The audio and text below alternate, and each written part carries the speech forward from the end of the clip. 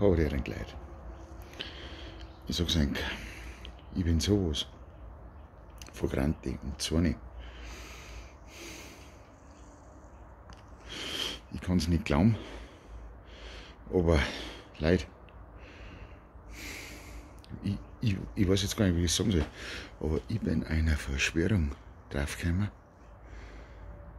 Und das ist nicht gerade eine Verschwörungstheorie, das ist Wirklichkeit. Und ich weiß jetzt nicht, wie ich das sagen soll. Ich bin selber noch geschockt. Ich brauche ein wenig Nikotin, weil er mich so aufregen muss. Aber Leute, ich sag's nicht jetzt. Aber nennt's mich Verschwörungstheoretiker, Aluhutträger oder sonst was. Aber das darf nicht wahr sein. Wisst ihr, was mir aufgefallen ist? Schaut euch das an. Da. Seht ihr das? 1, 2, 3, 4. 1, 2, 3, 4, 5. 4 mit 5 ist 20. Leute, das ist 20! Wisst ihr schon, dass der Tag 24 Stunden hat?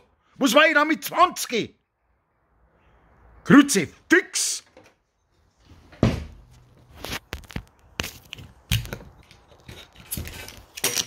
Ist doch wahr. Und jetzt sind es gerade ein 19. 24 Stunden. Und der Tag. Nicht 20. Macht sich Gedanken, wie kann es jetzt das sein? Der Tag hat 24 Stunden.